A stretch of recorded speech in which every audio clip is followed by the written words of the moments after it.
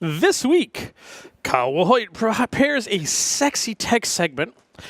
We've got some security news for, all sorts of fun stuff, including stuff from the FDA, stuff from the FCC, stuff from APIs.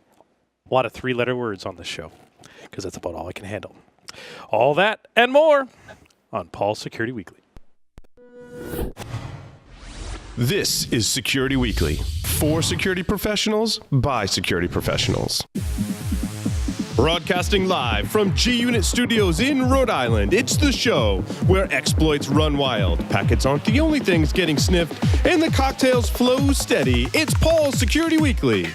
I'm, of course, your host, Paul Asadorian, excited to be here, as always, on Paul's Security Weekly. Hi, and welcome to the show. I totally introduce our host right now, but I've got a totally awkward boner. What? Where? Oh, hey! I'm in the studio with you guys. That's kind of cool. Sounds like a plan. And we'll at least have one person listening. That's right. Just yeah, I know, and I appreciate it, and I'm glad you enjoyed your spooning with Jeff. But hey, that's actually built a new office. Oh, okay. Yeah, third baby on the way, so I needed a new office. Nice. I lost my old office. That's now the baby room.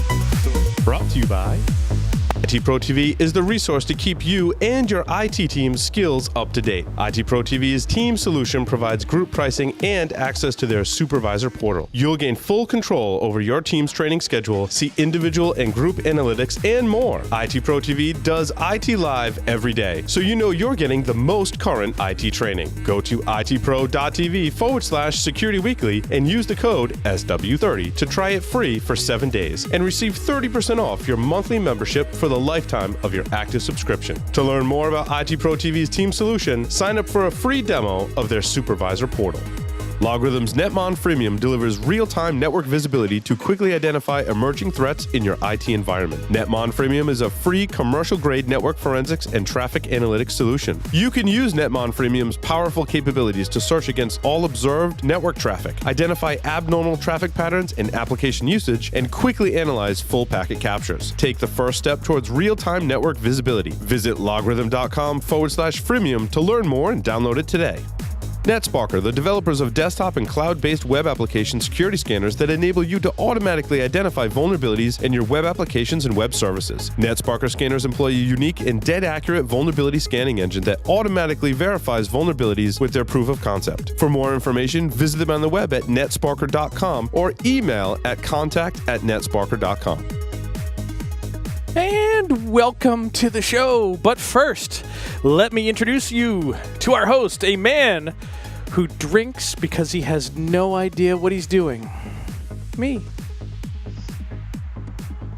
No, seriously, I'm the host for this episode. Paul's homesick. So yeah, you got me.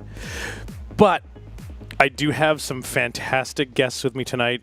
And in fact, co-hosting the show with me is none other but the lovely, the sexy Dave Kennedy. Ooh, look at that. Look at that. Dave Kennedy, founder of Trusted Sec, Binary Defense, one of the founders of DerbyCon, and a man who frequents CNN and other news organizations, as well as Paul Asadorian's secret lover. Not so secret anymore, I guess. Welcome to the show, Dave. Made it up. Yeah, sorry, take that out of there. Hey, you can cut that out? No, yeah, absolutely. They'll cut it out in post. Okay, good. Dave, thanks for having me on. I appreciate it. No problem. Thanks for joining us, Dave. This is episode 528. It is, in fact, August 31st, 2017, and we've got a great show coming up. We don't need Paul for this. It's only got his name on the show, but we can figure this out. Dave and I can rock this. He practically already did the show with the intro in the beginning, so we're good. Right. He's actually really here, but I mean, he's not really here. Right. He's here in spirit, or something. Exactly. Yeah, right. Oh, yeah. No, he's here in spirits, right? Right, spirits. Yeah. Right. I can't smoke a cigar in here, though. Is that okay? Yeah, that's okay. Okay. I'm just checking. Right. All right. So, in any ways, we'll get to our technical segment with Kyle momentarily here, but we do have a couple of announcements real quick. Go to itpro.tv/Security Weekly and use the code SW30 to try it free for 7 days, and then receive a 30% off your monthly membership for the lifetime of your active subscription. To learn more about IT Pro TV's team solution, sign up for a free demo of their supervisor portal. Pretty damn cool stuff. All right. So, whether they're phishing or hacking or spying, threat actors use domains and IP addresses to launch their attacks. And while you might not be interested in targeted attacks yet, targeted attacks are interested in you. Your ability to map and characterize the attacker's infrastructure is crucial to defending yourself. Join DomainTools senior security researcher Kyle Wilhoit and director of product management Tim Helming on a virtual ride-along using DomainTools Iris. They use real-world cases to show you how you can quickly and efficiently expose the adversary's infrastructure. Join their webinar at domaintools.com/Security Weekly. Learn how to protect yourself against various crime, espionage, or hacktivism by seeing how investigators and threat hunters work in the trenches. Visit domaintools.com/Security Weekly and see how you can reorganize the staging area of the next attack. Recognize the staging area of the next attack.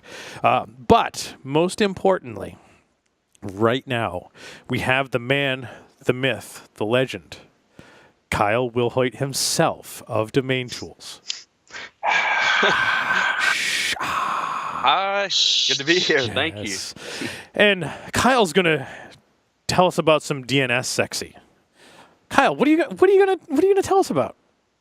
Well, it really kind of boils down to what I spend a majority of my day job and, well, honestly, a majority of my life on, which is looking at attacker infrastructure, which kind of revolves, obviously, around DNS, IP addresses, and primarily from my perspective, what I'm looking for is either new infrastructure from a known attacker, not known attacker, or anybody for that matter, or I take indicators of compromise or indicators of attack from other well-known security companies, and I pivot on that infrastructure, again, looking for kind of parallel IPs, parallel domains, et cetera, and what kind of exists there. And that ultimately enables security operations centers, that kind of thing, blocking, monitoring, kind of pivoting out from there.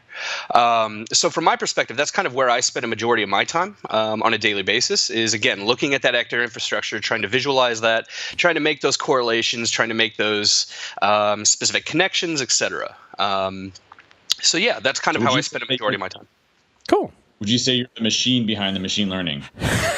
Well, no, definitely not. I guess I'm the person that I guess I'm an advocate, I guess, for individuals that would probably use our products quite frequently. In fact, whenever I was at my prior employers, I was actually a customer of DomainTools, and that's how I became exposed to it and got fundamentally comfortable with the tool sets that they offer. So I kind of went from being a customer then to going over and doing a lot of the research that's being performed there. So yeah, it's kind of cool. Nice. It's awesome. Awesome. So, Larry, how are you winded? What's that? How am I Just winded? doing that? You're winded. Like No. having your like sweating and everything. No sweating and not winded. No, I was maybe breathing a little heavy because I was thinking of you, Dave. No. You're saying you're going to call me for your Paul fix later, and oh yeah, no. I dropped the keyboard. I had to move my beer, not my beer, my bourbon. Yeah. Gotcha. So sorry, you just sounded winded. I'm like, what was happening there when you segued off really fast? Sorry. No, definitely not winded. I've been doing karate for almost a year and kicking ass at it. So you look great. You look great. Thanks. Sorry, not to interrupt. Yeah, no. So Kyle, what are you going to show us? Yeah, so I guess the first thing that I wanted to show is just kind of doing some pivots, and I'm not trying to shamelessly plug DomainTools. Again, I was a customer before I actually went to work there. But what I want to show is actually a campaign that I have a dirt bike, and I went out and I posted an ad just like virtually everybody else does in America on Craigslist trying to sell the dirt bike. Nice. Can you do sweet jumps on it? I mean, not really, but I can throw a football over those mountains. Nice. So. All right. Yeah. Yes, someone got my joke. So I got an email back from a prospective buyer, quote unquote, and that particular buyer said, "Hey, your dirt bike looks great, awesome colors, all these other things. But what I'd really like is for you to run a VIN check. And there's actually a better site than Carfax to run the VIN check, and the actual website was AmericanVIN.com. So I said, okay, well." First of all, I wanted to go out and actually see if this was legitimate. And second of all, I wanted to know, was this actually a legit service that was cheaper than Carfax? Because obviously I sell vehicles, etc. So I wanted to know, was this something, that was a better alternative? So is there any way that we can share my screen and I can just kind of show what I did in Iris to kind of figure out that this was a lot larger campaign than what was initially kind of what I thought. Absolutely. Yeah. So Kyle, if you share your screen through Skype, we should be able to see it. Okay, cool. Yeah. Give me just a second here. Yeah. You put away all the porn and like your work email, and we totally get it. Been there. You're looking at mine. It'd be all cat memes, so I'm good on that at least. Guys. So Dave, if I get a story for your cat memes later when we get there, but. All right. Sounds good. Give me just a second. I'm trying to get some stuff figured out on my end. Sorry. No problem. This is why they brought me in. I can do interpretive dances and sing songs and parodies during awkward silence time. So that works out well. Dave, we prefer that you didn't do interpretive dance right now because I hear you're not wearing pants. I never wear pants. I know. This is actually the most dressed up I've been in a long time. So, do you work from home? I do. Yeah, I work from home. Yeah. Isn't that the greatest? You literally, flexible hours usually. Obviously, you have to have calls and stuff, but you don't have to dress up in a suit or anything like that. You can just kind of relax, and unless you have a dog that has been passing gas substantially for a large period of time that continues to leave your office. Other than that, you're fine, right? Yeah. Other than that, it's good. Now, and honestly, I mean, it's one of those things that at least I can control the temperature in my office. All those things that you typically complain about whenever you're working in a traditional office setting. I get to control all those things, and I don't have to pass any verification checks or anything other than, asking my wife. So that's kind of good. Yeah. Right. So what we're looking at here is, again, what I had said was I took the actual domain that I received in that email, and I put it into kind of what I consider our quote-unquote flagship product. And yeah. Oh, thanks, Riley. Is that a little bit better? Sure. One more, a little deeper.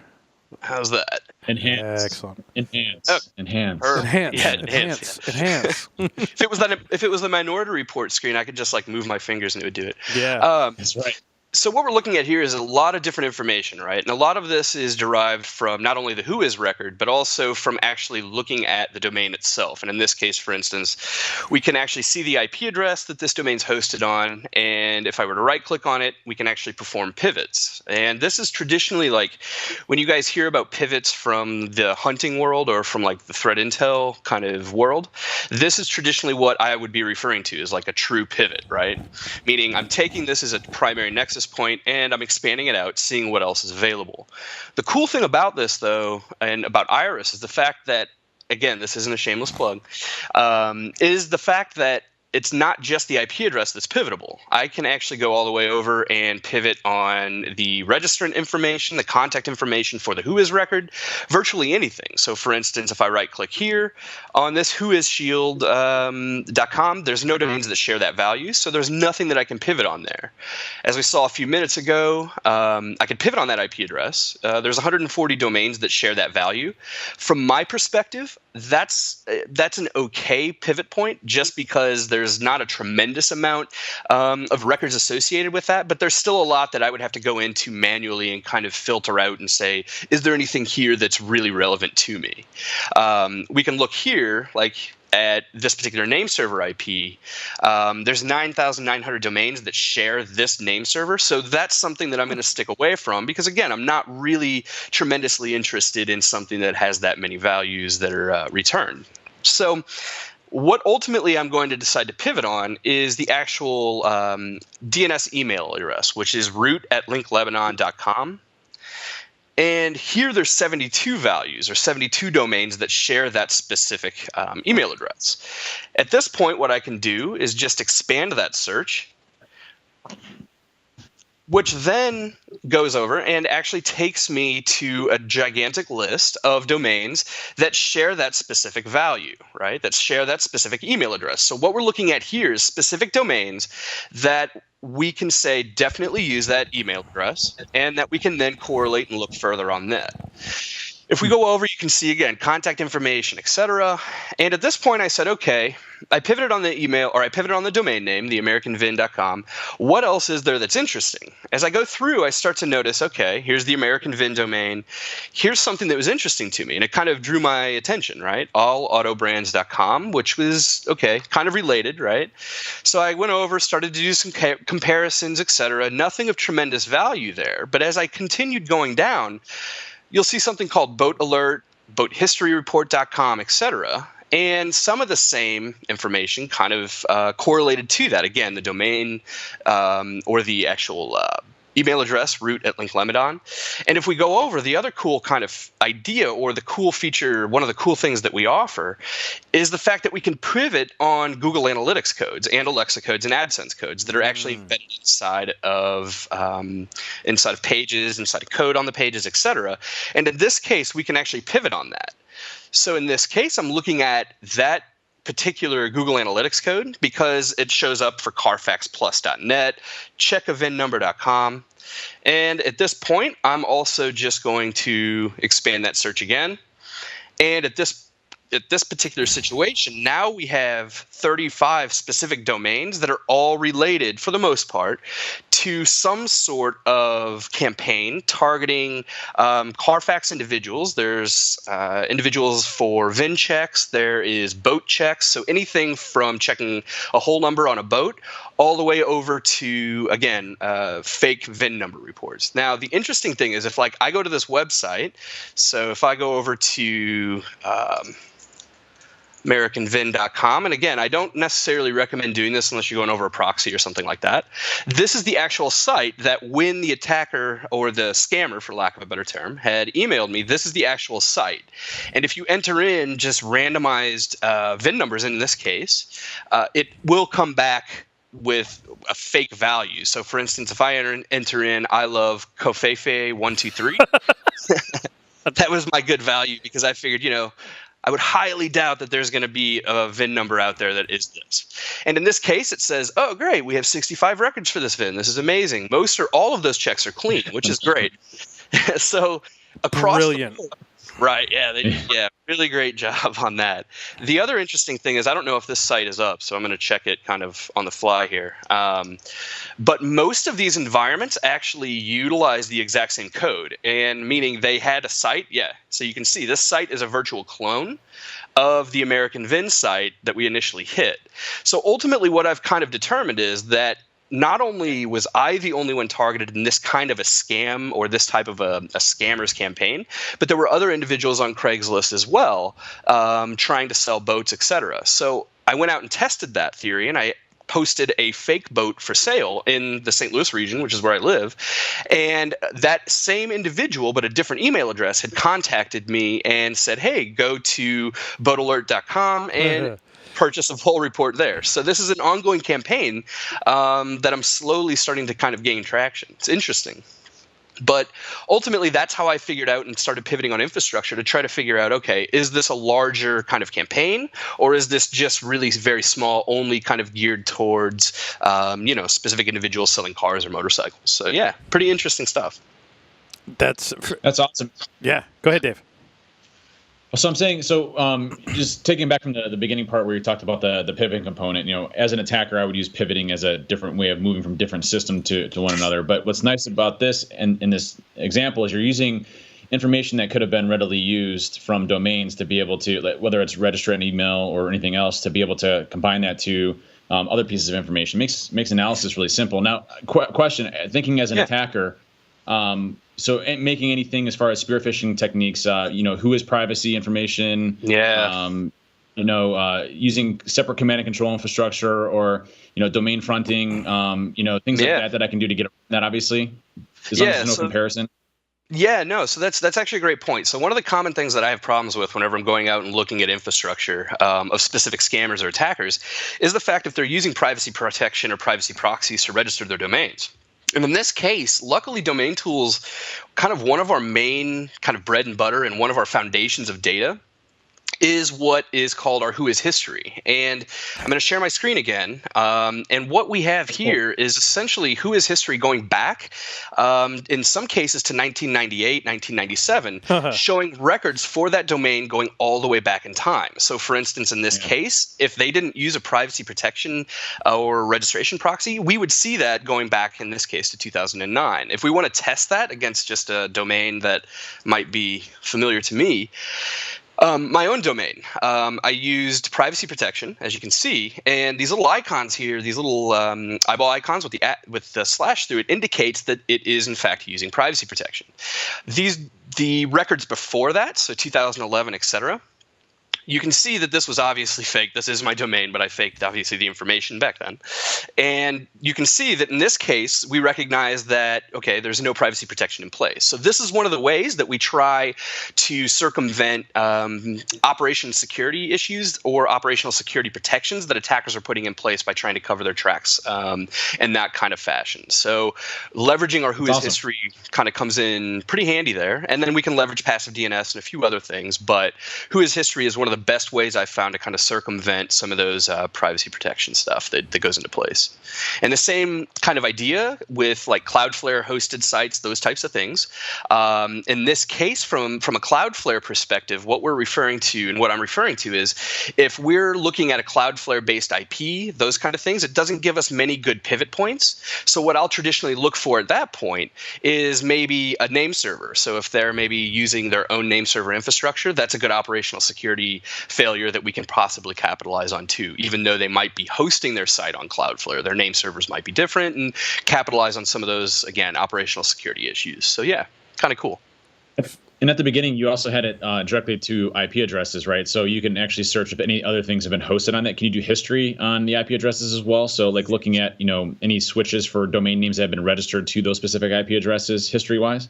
So at this point, we don't have that built into Iris. We have some other functionality that we can do to accomplish some of that. But as it stands right now, that's where we're starting to leverage passive DNS as to being able to go back in time and correlate some of those domains to IPs. But as it stands right now in Iris, just going out and doing that is more than likely going to return us to values either in passive DNS or into hosting history, IP profile, IP tools, etc. So, yeah. Very cool. Yeah, Very cool. Very cool. Yeah, at least one of these pivots reminds me of one of the only reasons I'd ever use Bing would be the IP colon search for being able to figure out which other websites were hosted a specific Which other websites? Yeah. So there's another. Go ahead. Sorry. I was saying I feel dirty now that Larry just mentioned Bing, but that's fine. Well, it's the only good reason you'd ever use Bing. That's true. That's true. There's not. I hate to say that. I don't like to admit that, but there's not a lot of valid use cases. So that's true. So that's just kind of one example that I wanted to show a practical use case where it directly affected me because, again, I was more curious what exactly was kind of being, what was happening. Was it a larger campaign affecting multiple people, et cetera? And ultimately, I'm writing a blog right now. I'm going to work on getting all of the domains that are tied to this eventually shut down. That way, obviously, it doesn't affect anybody going forward. So, yeah, It's kind of good. Yeah. So one additional example that I just wanted to show really quickly was actually related to a piece of news that's actually kind of timely. And it's actually related to a Cisco Talos blog that was released just a few days ago. And it was a really, really good blog, specifically related to Chinese DDoS actors and DDoS actor groups, et cetera. And in this case, when they had published that blog, I read through it, which, again, if you haven't read that, I highly recommend going out and finding it. It is a really, really well-done blog. In this blog, they talk about kind of the denial of service, distributed denial of service landscape in China and how those stressors work. I took one of those domains that they had listed in their indicators of compromise list, and I put it into our tool. The nice thing is that we can parse out multiple languages as well. So, for instance, we can, from multiple TLDs, we can take those languages, localize them, and still search on those. So in this case, what I'll typically do is I enter the IP address, or the domain rather, into our tool, and I'll just start looking. So I look here. Is there anything related to this specific domain or to this specific email? There's 120,000 domains, so I'm not terribly interested at this point, right? Because again, this isn't going to do a whole lot for me, and I'm not going to be able to do a whole lot from that. So I'm going to keep working. You can see there's WHOIS protection in place. So I'll pop over, have a look at the WHOIS history just to see if there's anything interesting. In this case, there's not. Nothing much of value, other than we can now see from one of the older records from May 12th that they had actually utilized a QQ address to make some changes. So we can actually query based on that, or we can pivot off of that. In which case we can see now there's 5 domains. So now I can say, okay, cool. I'm looking at historical WHOIS information. I'm going to pivot on an old email address and see what else exists. So I can expand that search and go back over to my pivot engine.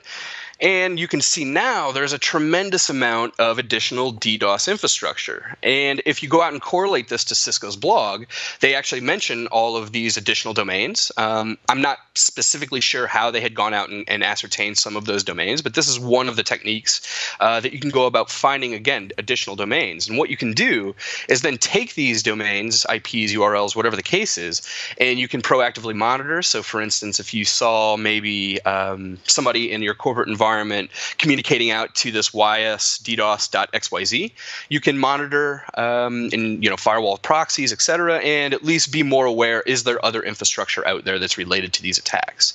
So that's additional way that we can go out and, again, start to understand, is this larger infrastructure kind of tied to one specific domain or not? And that's kind of where I get the power of using Iris on a daily basis, is, again, doing those pivots, moving around, that kind of thing. Yeah. Very cool.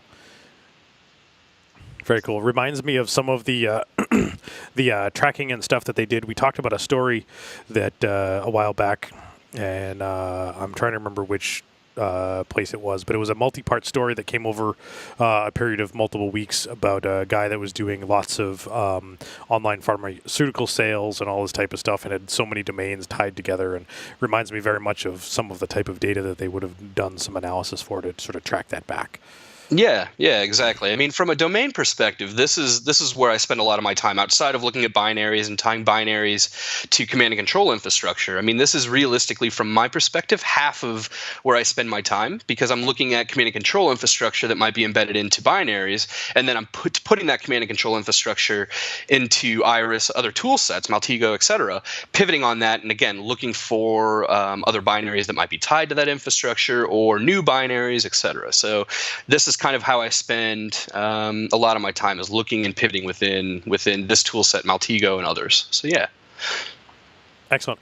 So Kyle, question, if we have the ability to do some of that type of pivoting, say, taking a domain from some of the malware, whether it be from the binary, and we're able to start finding a good portion of the infrastructure that we should have no legitimate use to be contacting with, is there any automation that we can use with something like Iris to create firewall rules that we can now put in some of our devices for automatic blocking or any of that type of stuff? Yeah, so that's actually a really good question, and that's not currently something that we have, but that's on our product roadmap, is to make some of that output available. And then also part of what we're looking at is also generation of IOC's IOA documents via Stix, Taxi, etc., and open IOC formats. That way we can obviously do sharing as well. We have embedded sharing platforms within Iris, so we can actually share. So for instance, if Dave was looking at a domain or an investigation, I could share with him our hash, our Iris hash, and then he can open it up in his side and make edits, make changes, etc. So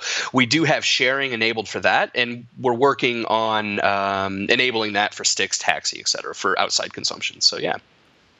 Now, one thing you have too, I was looking at the site, the enterprise packages there, and I saw that there's a Pivot API, so you can write custom stuff into there to be able to extract information if you want to do automated analysis based off of your own tool or things like that, right? Just not what's publicly available.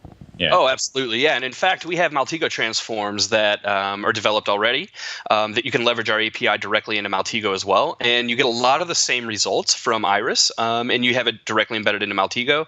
And our API is actually super, super easy to use too. So if you wanted to script up anything to do auto, anything you wanted, it's super, super easy. So yeah, we definitely have API support. Yeah.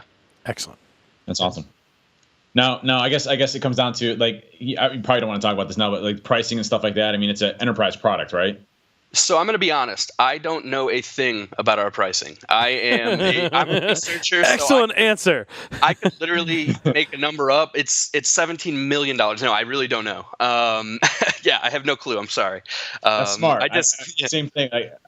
I got told by our sales folks at Trusted Second Binary Defense, like, Dave, listen, don't ever talk about pricing because you would give everything away if you could. I'm like, yeah, that's true. That's true. So yes, I understand that. Understood. I'm just curious. Yeah. Sorry. I don't have any pricing. I don't know anything about $5 or $50. You know. Yeah, email me. You'll get a good deal. I don't know. Yeah. And clearly, Dave, you don't talk to folks about pricing because given the success of Trusted Sec and Binary Defense, you're not giving it away for free. Yeah. As much as you want to. That's my goal. I'm gonna give it for free someday. Yep. Well, although Trusted Secs you give away for free all the time. Absolutely, Trusted Secs for sure. Funny story about that. Not to derail this at all. But if you ever see me introduced on TV, they always say Trusted SEC because they're so scared about accidentally saying Trusted Secs. Every single time you look at any of my interviews, there's always, yes, David Kennedy from Trusted, and they pause. And they're like, Trusted SEC, because they don't want to say Sec because it sounds close to sex. Watch it every time I'm on. Sorry, anyways, derail. No, that's a good point, though. Very good. Larry has no problem saying sex, but heck no. So Kyle, did you? I know you were looking at some of your case studies from the wiki here. Did you cover both of your case studies, or did you only cover one? No, I did both. Okay, those were kind of the two that, again, I just wanted to show, and I didn't want to come off as shameless plugging, etc. So yeah. I wouldn't say shameless plug, but you guys are a little bit of a sponsor of the show, kind of thing. But that said, still really neat tools for folks to get involved with. And we've said it before, and we'll say it again. We wouldn't have sponsors on the show if we really didn't believe in what we thought their products could do, be able to introduce those to folks that could have some benefit. So yeah. Awesome. I appreciate it. I for one, didn't know the extent of Iris. So, I mean, I appreciate you coming on and showing me too. I mean, definitely valuable. I mean, being able to go back and trace back specific domains names that may be associated with IP addresses or register names to be able, and that's just a portion of what you showed, right? I think that's super beneficial to minimizing time that we do on a manual basis. I mean, I know our TI team at Binary spends a lot of time doing that and trying to trace it down. I mean, you're talking about probably saving a half a day or a day at most on one specific campaign. That's huge. Yeah, exactly. I mean, like I said before, whenever I was prior to DomainTools, I was at FireEye and Trend Micro as a senior researcher there. And I was using DomainTools as a client there because, again, it was cutting down a lot of time that it took me to investigate infrastructure. Whenever I would pull a binary apart and pull, a C2 out or something like that, it would save me a tremendous amount of time. And that's ultimately when the senior position, the research position opened up here, I was like, that's kind of a good logical jump for me because I know the tool set really well. And then once I got on board, I got access to all of the data, which was really great. So yeah, opened up a big can of worms. Big can of worms. Can you share that data with me? Just throwing that out there. Email me. Actually, I'll talk to you Derby. Yeah, that's right. Absolutely. I look forward to seeing you. Nice. Yeah, likewise. Kyle, speaking of can of worms, I don't know if you noticed, but there's a Wookiee behind you. There is. Yeah. He's back here. Are you okay? Yeah, he's been there, and I'm glad you picked that out because you can see, just kind of the crossbow, like right, You can see So I'm glad you noticed that. Yeah, that's been a good fixture, a good staple in my office for quite a while. So yeah, nice. He's not dangerous. He's the good kind. Not yet. Doesn't fart too much, right, Dave? Yeah. It's better than your dog. He's paying off his life debt. You got to kick him out. You got to put that Wookiee down when he starts farting. I'm just throwing that out there. Well, he's paying off his life debt, so he's just hanging out. Nice. Yeah. All right. So, Kyle, thank you so much for coming on and showing off some fun stuff. And you'll be at Derby, right? Yeah, we'll be. Yeah, I'm speaking on Sunday. So, yeah. Excellent. And if folks want to... Likewise. And folks want to sit down and buy you an adult beverage and chat over DerbyCon, they should be encouraged to do so. I am more than happy to partake in libations, absolutely. Excellent. All right, so thanks, Kyle. And thanks, guys. We'll see you soon. And coming up on the show, DerbyCon. DerbyCon.